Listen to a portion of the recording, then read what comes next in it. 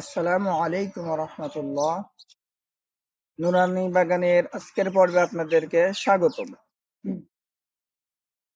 আজকে আমরা শিখব আরবি দশম হরফ র এর সঠিক মাখরাজ এবং উচ্চারণ। সকলে লক্ষ্য করুন, জিহ্বার আগার পিঠ তার বরাবর উপরের তালুর সঙ্গে লাগাইয়া র হরফ উচ্চারিত হয়। জিহ্বার আগার পিঠ তার বরাবর উপরে তালুর সঙ্গে লাগাইয়া র হরফ উচ্চারিত হয়। আমার সাথে বলুন, র র র।